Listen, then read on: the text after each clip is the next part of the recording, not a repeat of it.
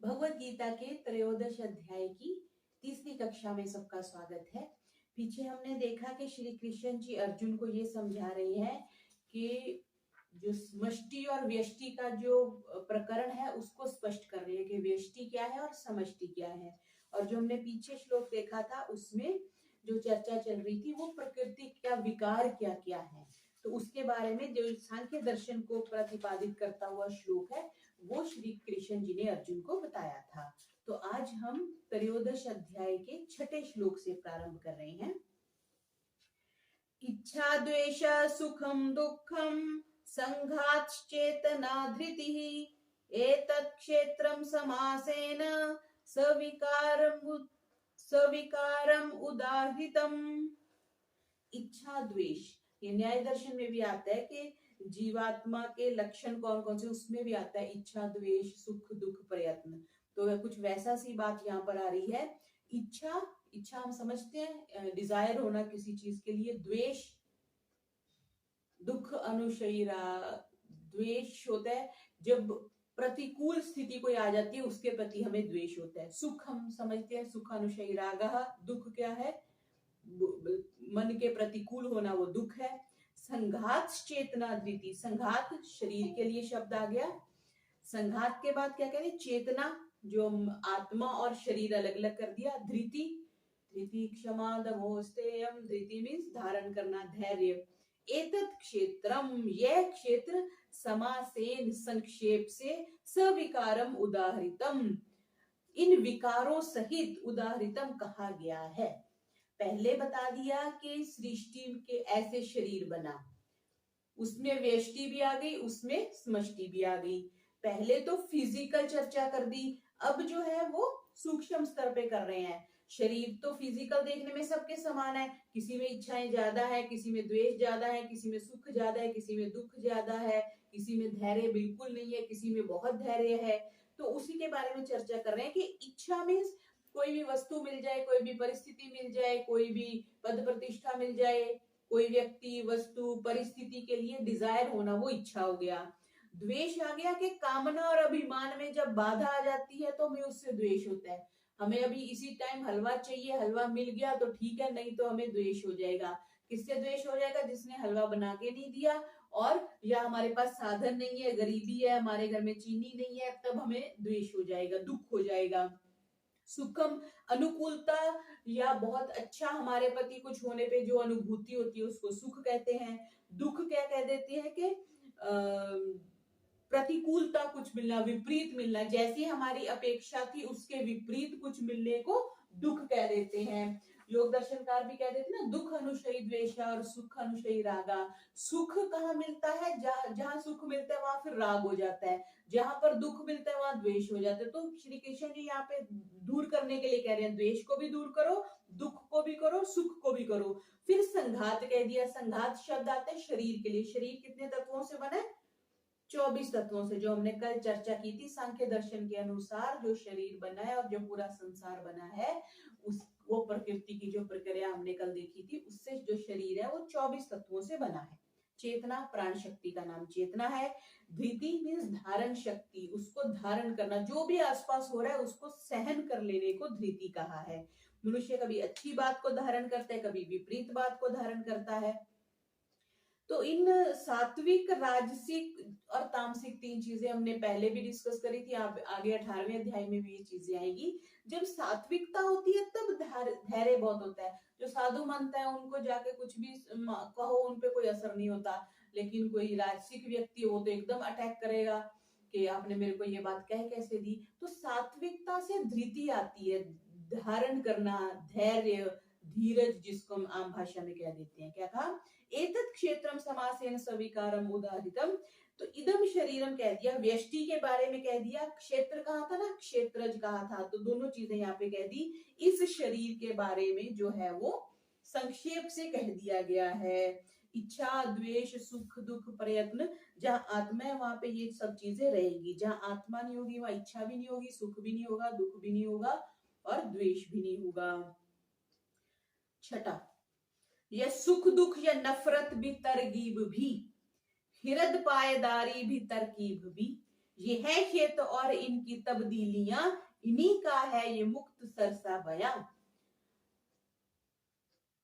सुख दुख राग द्वेष किराए के घर थे बदलते रहे। आज जिस व्यक्ति से राग है कल उससे द्वेष हो जाता है, आज जिस व्यक्ति से सुख मिल रहा है कल उससे दुख मिलने लग जाता है। ये किराए के घर की तरह है, कभी बदलते रहते हैं, कभी सुख आ गया कभी दुख आ गया, कभी किसी से हमें राग हो गया फिर उसी व्यक्ति से हमें द्वेष हो गया, फिर कई बार ऐसे होता है जिससे आज द्वेष है कल उससे राग हो जाता है। तो ये क्या बोला, ये है खेत और इनकी तब्दीलियां, तबादला कर लेते हैं ना हम, इन्हीं का है ये मुक्त सरसा बयां कि ये भावनाएं हैं, भावनाएं बदलती रहती है। जैसे ही सात्विक राजसिक तामसिक की प्रवृत्तियां बदलेंगी, स्टेप्स बदलेंगे, वैसे ही हमारी ये इच्छा द्वेष सुख दुख बदलते रहती हैं। तो भगवान अभी ये क्या बता रहे हैं, आवश्यक 20 साधनों का ज्ञान के नाम से अब आगे 5 श्लोक, ये 20 साधन उन्होंने बताए हैं, आगे के 5 श्लोकों में इनका वर्णन करेंगे। अभी तक जो बताया वो विकारों पर स्वयं का असर पड़ता है, ऐसी चर्चा करी कि ये चीजें होंगी तो व्यष्टि पर और समष्टि पर, व्यष्टि पर असर पड़ेगा, समष्टि पर नहीं पड़ेगा। इच्छा परमात्मा की, परमात्मा को इच्छा भी नहीं होती, द्वेष भी नहीं होता, सुख भी नहीं होता, दुख भी नहीं होता, लेकिन ये सब किसको होता है, हमें होता है, व्यष्टि वालों को होता है। तब आगे इस शब्द को मिटाने के लिए, क्षेत्र और क्षेत्रज्ञ के एकता को मिटाने के लिए 20 साधनों का जो ज्ञान के नाम से, अभी ज्ञान प्रकरण अपना शुरू हो गया ना, अंतिम जो 1/3 है उसमें, तो आगे के श्लोकों में इस चीज का वर्णन है। 7वां, अमानित्वम अदम्भित्वम अहिंसा क्षांतिरजर्वम आचार्योपासनम शौचम स्थैर्यम आत्मविनिग्रह। अमानित्वम, अमानित्वम होता है अपने में श्रेष्ठता का भाव ना रखना। मान हम समझते हैं, मान घमंड अभिमान जिसको हम कह देते हैं, तो अमान कह दिया कि मान ना करना, जिसको कहते हैं दीनता का परिचय देना। अदम्भित्वम, दिखावटीपन भी ना, दंभ हम समझते हैं, दुर्योधन कितना दम्भी था, रावण कितना दम्भी था। अहिंसा, अहिंसा परमो धर्म हम समझते हैं। शांति, क्षमा के लिए कह दिया। आजर्वम मीन्स सरलता, कोई छल कपट ना करना, बस जो है सो है, जो नहीं है वो नहीं है। आचार्योपासनम, गुरु की सेवा। शौचम, शौचम इंद्रिय निग्रह, शौचम उसमें भी पढ़ते हैं, हमारे नियम में भी आता है, बाहर और भीतर की शुद्धि। स्थैर्यम, स्थिरता।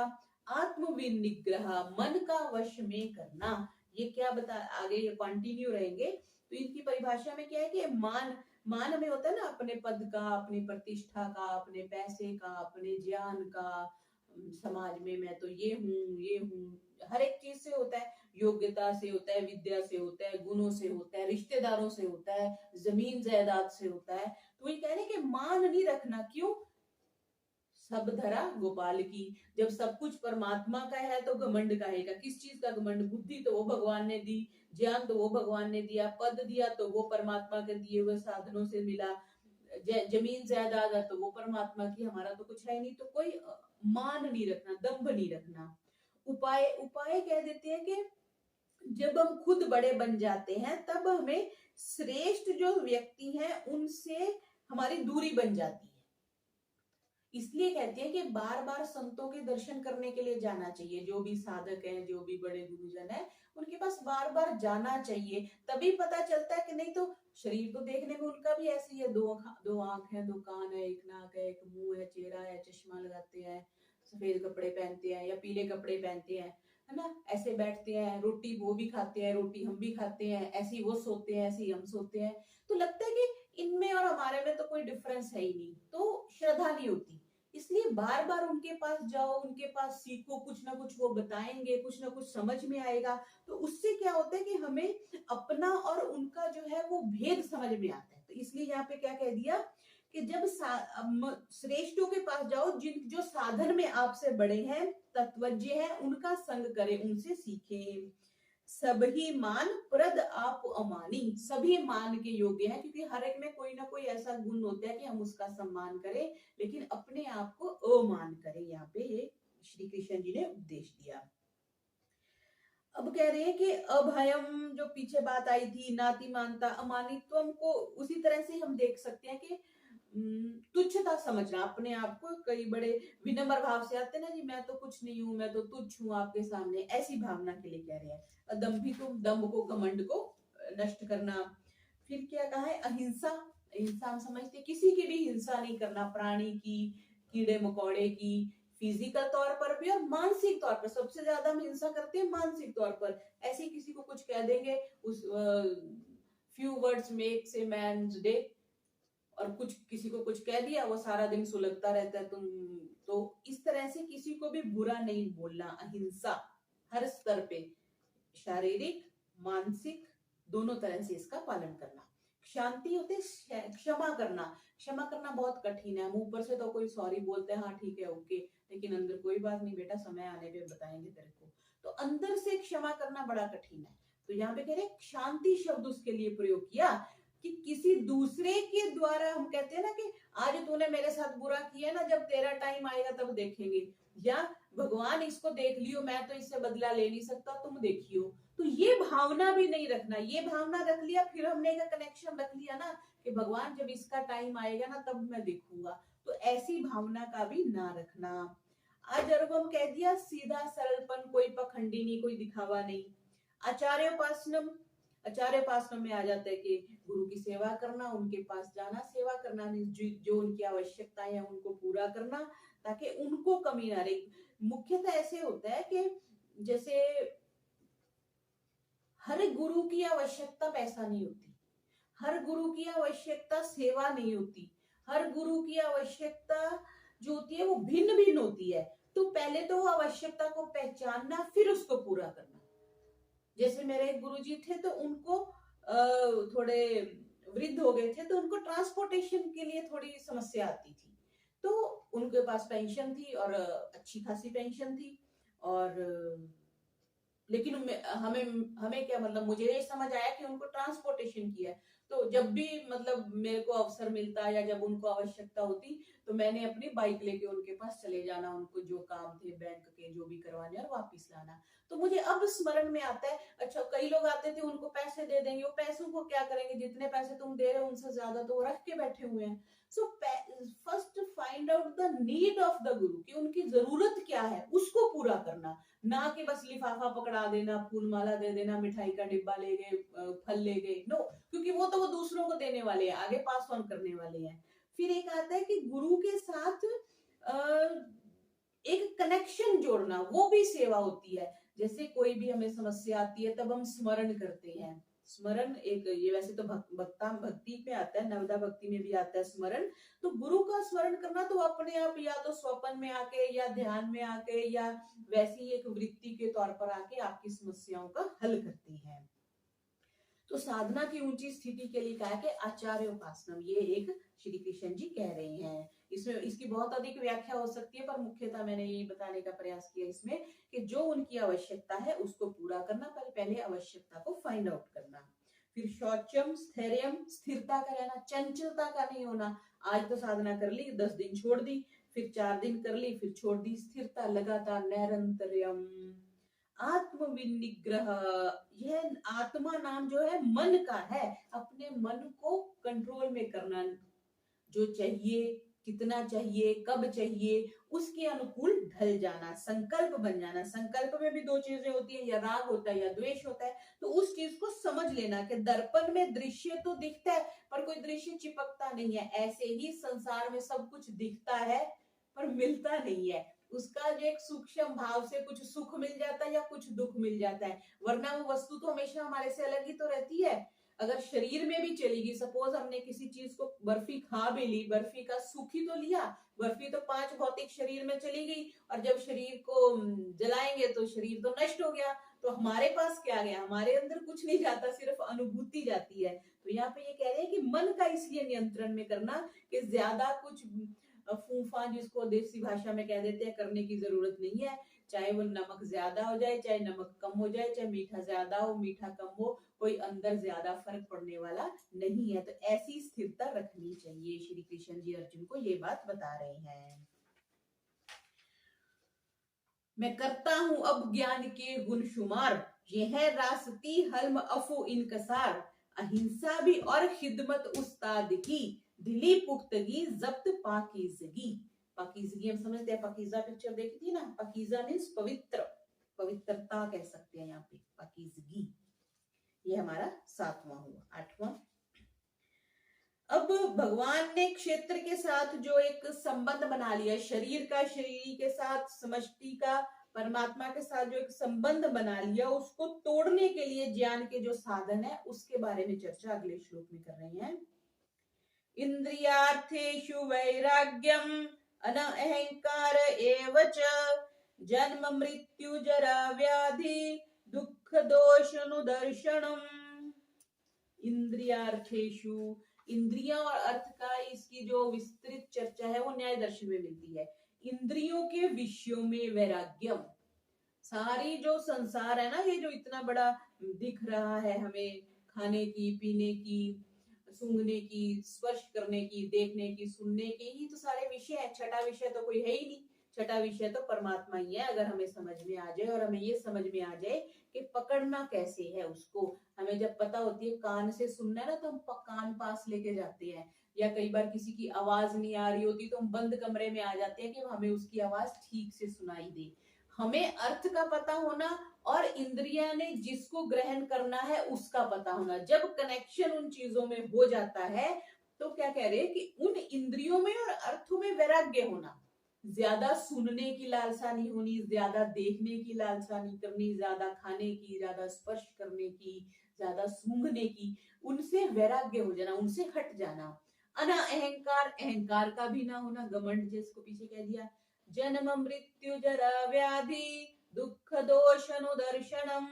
जन्म हमें पता है, मृत्यु, जरा बुढ़ापा, व्याधि बीमारी, दोष अनुदर्शनम उनमें दोष का देखना। जन्म भी अपने आप में एक सजा है, मृत्यु तो सजा है ही है, बीमारी भी एक सजा है अपने आप में, और बुढ़ापा तो है ही है। तो यहाँ पे कह रहे हैं कि इनमें दोष का देखना और दोषों को बार बार देखना। हमने बूढ़े लोगों को भी देखा है, हमने बीमार लोगों को भी देखा है, हमने मरते हुए लोगों को भी देखा है, हमने जन्म लेते हुए लोगों को भी देखा है।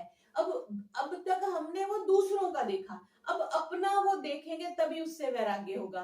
कि जन्म लेंगे, अगर हम इसको आध्यात्मिक स्तर पर ना भी देखें तो फिर से हमें क्या करना पड़ेगा, स्कूल जाना पड़ेगा, अ आ इ ई पढ़नी शुरू करनी पड़ेगी, फिर 5वीं की कक्षा, फिर 8वीं, फिर 10वीं, 12वीं, फिर नौकरी करेंगे, फिर पैसा कमाएंगे, फिर ब्याह करेंगे, फिर बच्चे पैदा करेंगे, फिर घर बनाएंगे, फिर गाड़ी लेंगे, मतलब फिर से वही सारा साइकिल।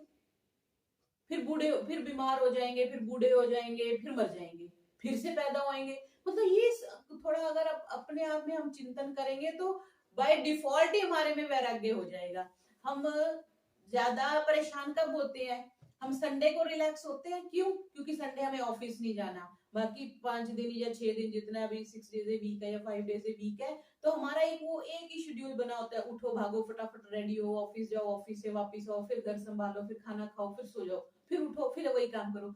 तो Sunday we are relaxed because office नहीं जाना, आज बॉस की शक्ल नहीं देखनी, आज ट्रैफिक में नहीं फंसना पड़ेगा, आज जो हमारा कलीग हमें किच किच किच किच करता है हमें उससे कोई समस्या नहीं है। मीन्स हम उस दिन रिलैक्स होते हैं संडे वाले दिन। तो बस जन्म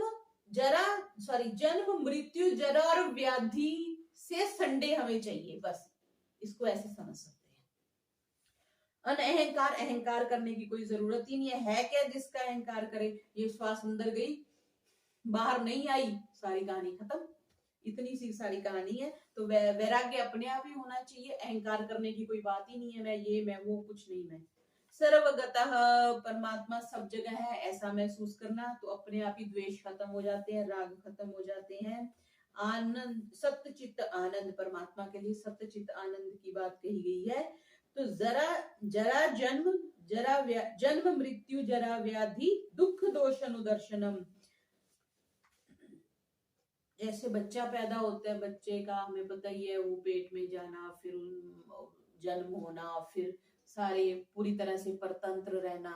तो बस इस साइकिल को ही बार बार समझना, ध्यान में साधना में बैठ कर के इस चीज को बार बार देखना, तो अपने आप इन चीजों से वैराग्य हो जाता है। दुखालय, इस संसार के लिए पीछे शब्द आया था ना, दुखालय, पुनर्जन्म दुखालयम अशाश्वतम, ये जो संसार है ये दुखालय है, दुखों का घर है, और अशाश्वतम, ये स्थायी रहने वाला नहीं है। हमारे दादाजी का घर आज नहीं है, हमारे नाना जी का घर आज नहीं है, ऐसे ही एक दिन हमारा नहीं रहेगा। आज वो लोग नहीं है, फिर एक दिन हम भी नहीं रहेंगे। तो वैराग्य तो स्वतः होता है, अगर हम थोड़ा सा भी अपने मन को सचेत रखते हैं, एक्टिव रखते हैं, तब अपने आप वैराग्य हो जाता है। तो दुख दोष अनुदर्शनम, और इस चीज को अगर हम जीवन से जोड़ के देखें, जो चीज छूटनी है या आप छोड़ना चाहते हैं ना, उसके दोष देखने हैं। सपोज कोई जॉब पसंद नहीं है, कोई व्यक्ति पसंद नहीं है ना, हम उसको छोड़ना चाहते हैं तो उसके दोष देखो, उनके गुण देखोगे तो आप उनको छोड़ ही नहीं सकते। तो दोष जहां पे देखते हैं वहां पे छूटना आसान हो जाता है, और जहां जुड़ना है वहां के गुण देखो, परमात्मा के गुण देखो, क्योंकि हम परमात्मा से जुड़ना चाहते हैं। दुनिया के, दोस्तों के, मित्रों के, सगे संबंधियों के, माँ बाप के, भाई बहनों के, उनके दोष देखेंगे तभी हम उनसे हटेंगे। नहीं तो भाई भी हमेशा चाहिए, माँ भी हमेशा चाहिए, पति भी हमेशा चाहिए, पत्नी भी हमेशा चाहिए, बच्चे भी हमेशा चाहिए, तो फिर वैराग्य कहाँ से होगा? वैराग्य का कोई सवाल ही नहीं पैदा होता। तो हर एक में दोष देखो, तभी आप वैराग्य की तरफ चल सकते हो। उस दिन कथा सुनाई थी ना कि शिव जी को एक व्यक्ति जो होते हैं, वो इतना अमीर आदमी है, वो दूध नहीं देता बिल्कुल भी। शिव जी बोलते हैं 50 ग्राम मेरे को दूध दे दो, वो कहता 50 ग्राम? तुम साधु बन के, शिव जी साधु बन के जाते हैं तो वो दूध नहीं देते। तो शिव जी के साथ माँ पार्वती भी होती है, शिव जी उसको आशीर्वाद देते हैं कि तुम्हारी धन धान्य इससे 100 गुना ज्यादा हो जाए। तो माँ पार्वती को बड़ा अचंभा होता है कि उसने तो 50 ग्राम दूध नहीं दिया, और ये कह रहे कि जो धन संपदा है उससे 100 गुना ज्यादा तुम्हें और मिले। फिर आगे जाते हैं, एक व्यक्ति है, वो बेचारा गरीब सा होता है, एक बीमार सी गाय जो बड़ी मुश्किल से आधा किलो दूध देती है, और एक माँ होती है, वो माँ की सेवा करता है और गाय की सेवा करता है। शिव जी जाते हैं सन्यासी बन के, बोलते हैं जी 50 ग्राम दूध दे दो। तो वो व्यक्ति 50 ग्राम की बजाय आधा लीटर 500 ग्राम जो दूध होता है वो शिव जी को दे देते हैं। तो शिव जी बोलते हैं, उसको आगे आके आशीर्वाद देते हैं मनी मन, हे भगवान, इसकी गैया भी छीन ले और इसकी मैया भी छीन ले। तो बड़ा परेशान होती है पार्वती माँ। माँ बोलती है कि उसने कुछ नहीं दिया, उसको इतना कुछ दे दिया, और इस बेचारे ने सब कुछ दे दिया, अपना आधा किलो का आधा किलो आपको पकड़ा दिया, उसको कह रहे गैया भी ले ले और मैया भी ले ले। बिकॉज तो श्री शिव जी बोलते हैं क्योंकि ये गाय और माँ में उलझा पड़ा है, अगर ये दोनों इससे छीन ली जाएंगी तो ये परमात्मा की भक्ति करेगा। इसलिए दुनिया में से कुछ आपसे छीन जाता है तो दुखी होने की बात नहीं है, उस बड़े पर्पस के लिए आपसे छोटी चीजें छीनी जाती हैं। अगर माँ बच्चे से खिलौना छीन लेती है वो इसलिए कि ये चुपचाप बैठ के रोटी खाएगा, या खिलौना छीन लेती है कि अपना बैठ के होमवर्क करेगा, किसी अच्छे पर्पस के लिए छोटी चीज को छीना जाता है, बस ये स्मरण रखना है। तो गैया मैया भगवान उसी की छीनते हैं जिसको वो अपने साथ जोड़ना चाहते हैं। तो ये भी एक वैराग्य को पैदा करने के लिए अच्छी उदाहरण है। न होना सरोकार लज्जात से, किनारा अहंकार की बात से, यही गौर करना कि ले छीन सुख, जन्म मौत पीरी मरस दर्द दुख। ये सारे हमसे छीन जाए, ना हमें बार बार जन्मना पड़े, ना मरना पड़े। पुनरपि जन्मन पुनरपि मरणम, शंकराचार्य जी बोलते हैं ना, जननी के गर्भाशय में बार बार आना पड़ता है, वो जो निर्वाण अष्टकम में आती है ये चीज। आगे 9वां श्लोक, असक्तिरन्विष्वंगः पुत्र दारिगृहादिषु, नित्यं च समचित्तत्वम् इष्टा अनिष्टोपपत्तिषु। असक्ति हम समझते हैं, अनासक्ति होना मीन्स आसक्ति का ना होना, अनासक्ति इंटरेस्ट का ना होना, लगाव का ना होना। पुत्रदार गृहादिषु, पुत्र में, स्त्री में, या पुत्र में और पति में कह लो, घर में आदि में। अनभिष्वंग, एक आत्मा, घनिष्ठता का संबंध ना होना कि मेरा ही घर, बस इस घर के बिना तो काम नहीं चलेगा, पुत्र के बिना तो चलेगा ही नहीं, स्त्री के बिना तो चलेगा ही नहीं। इष्ट अनिष्टोपपत्तिषु, अनुकूलता और प्रतिकूलता की प्राप्ति में। नित्यम सच चित्तवम, चित्त का एक समान बने रहना। पुत्र है तो भी समान चित्त, पुत्र नहीं है तो भी समान चित्त, पत्नी है तो भी सेम, पत्नी नहीं है तो भी सेम। ऐसे एक ही मन का बने रहना, ये श्री कृष्ण जी जो पीछे गुण बताए हैं, ज्ञान की प्राप्ति के जो 20 गुण बताए हैं उनका वर्णन कर रहे हैं। आसक्ति, किसी से सुख मिलेगा तो उसमें आसक्ति हो जाती है, ये चीज बार बार चाहिए और पर्याप्त मात्रा में चाहिए। एक गुलाब जामुन खा लिया मन नहीं भरा, 2 चाहिए, 3 चाहिए, आधा किलो चाहिए, तो आसक्ति से बचने के लिए कह रहे हैं। और अनभिषंग पुत्रदार गृहादेशु, वो श्लोक आता है ना, धनानि भूमो पशुवश्च गोष्ठे भार्या गृह द्वारे जना श्मशाने देहश्चितायाम परलोक मार्गे कर्मानुगच्छति जीव एकः। भार्या पत्नी घर के द्वार तक रह जाती है और जो लोग होते हैं वो शमशान तक जाते हैं। धनानी जो भूमि है, और जो पशु है वो सारे घर में पड़े रह जाते हैं। देह चितायाम परलोक मार्गे, और परलोक के मार्ग पर जो देह है वो चिता पर पड़ी, चिता तक रह जाती है। कर्मानुगच्छति जीव एका, जो जीव के कर्म है बस वही एक साथ जाते हैं, बाकी तो सब छूट जाते हैं। तो यहाँ पे भी क्या कह दिया, पुत्र से, स्त्री से, घर से, धन से, जमीन से, पशु से कोई भी घनिष्ठ संबंध रखना कोई अच्छी बात नहीं है। इसको ऐसे भी समझ सकते हैं कि उनके लॉस होने से, उनके जाने से मैं मर गया, मेरा लॉस हो गया, वो नहीं समझना चाहिए, ऐसे कह रहे हैं। नित्यम च समचित्तत्वम इष्टानिष्टोपपत्तिषु, इष्ट मीन्स मन के अनुकूल होना, जिससे लगाव है। आदि के चित्त में राग हर्ष सुख आदि विकार न हो। अनिष्ट हो गया प्रतिकूलता, जो हमें पसंद नहीं है। और अनुकूल और प्रतिकूल परिस्थितियों के प्राप्त होने पर भी चित्त में समता बनी रही, ऐसी स्थिति बनाने के लिए श्री कृष्ण जी कह रहे हैं, मिल जाए तो अच्छा, ना मिल जाए तो अच्छा। और यहाँ पे ऐसा लगता है कि ज्ञानी व्यक्ति तो इस स्थिति को प्राप्त कर लेता है और भक्त लोग भी प्राप्त कर लेते हैं। ये चीज देखने वाली है। बहुत से जो बड़े बड़े भक्त हुए हैं वो भी समता की स्थिति में रहते हैं। क्यों? क्योंकि उन्होंने पूर्ण समर्पण कर दिया परमात्मा को। रोटी मिली तो अच्छा, रोटी नहीं मिली तो इच्छा, तो परमात्मा की इच्छा। घर मिला तो अच्छा, घर नहीं मिला तो अच्छा। तो इस तरह से सिद्ध सिद्ध्यो समो भूत्वा, पीछे ये बात आई थी, मिल जाए चीज तो भी, ना मिले तो भी समत्वम योग उच्यते। योग क्या है? समत्वम बना रहे। लेकिन हमारा तो नहीं बना रहता, कुछ भी थोड़ा सा लॉस हो जाए ऐसी की तैसी, मैं समय आने पे इसको देखूंगा। द्वेष हर क्षण, हमें पता ही नहीं चलता हम कब द्वेष पैदा कर लेते। एक सेकंड में सामने वाला निकल गया, उसने हमारी तरफ देखा ही नहीं, नमस्ते ही नहीं करी, बस हमारे मन में द्वेष। हमेशा नमस्ते करते थे, आज ये हमें नमस्ते करके ही नहीं गए, तो मन में एक द्वेष पैदा हो गया। फिर वो द्वेष बढ़ता बढ़ता बढ़ता बढ़ गया। ऐसी किसी व्यक्ति ने कोई छोटी सी बात कह दी, वो पूरा दिन कैलकुलेशन कैलकुलेशन, कितने ज्यादा द्वेष बढ़ गए हमारे, हमें पता ही नहीं चलता। क्यों? हमने अपने आप बाहर इतना शोर पैदा कर लिया हुआ है कि हमें अंदर की शांति का अनुभव ही नहीं होता। अभी मेरे यहाँ वाईफाई नहीं चल रहा था, तो मैं किसी के घर में बैठ के काम कर रही थी, तो इतना जोर से उनके म्यूजिक चला हुआ था, तो मैं वही सोच रही थी, मतलब मैं बड़ी अपसेट सी होगी 10 मिनट में, और मैंने जस्ट फटाफट वाइंड अप किया and I came back to my place. The thing is कि हम इतना शोर बाहर पैदा कर लेते हैं, जो भी गाना सुन रहे हैं उसकी वृत्ति बन रही है, जो भी हरियाणवी गाना लगा रहे हो, पंजाबी लगा रहे हो, अंग्रेजी लगा रहे हो, उसके संस्कार तो पड़ रहे हैं, वो तो एक अलग इशू हो गया, लेकिन आप उनके विचारों में खोए जा रहे हैं। कोई व्यक्ति है वो देखो, सुबह से खबरें सुननी शुरू करेंगे, समाचार सुनना शुरू करेंगे, रात तक वो समाचार सुनते रहते हैं। और अगर आपने नोटिस किया हो तो बहुत बार एक ही समाचार होता है जो बार बार वो होता रहता है, रिपीट होता रहता है। उतनी बार हमारा मन उसमें गया, हमारे पास, फिर हम कहते हैं भगवत प्राप्ति नहीं हो रही। भगवान के लिए हमारे पास समय कहाँ है? 12 घंटे हम सो गए, 6 घंटे हमारे खाने पीने में निकल गए, फिर 3-4 घंटे में हमने कुछ और कर लिया, 1-2 घंटा बचा वो मित्रों के लिए निकल गया, परमात्मा के लिए समय नहीं। फिर हम कहते हैं 50 के हो गए, 60 के हो गए, 70 के हो गए, छुट्टी हो गई।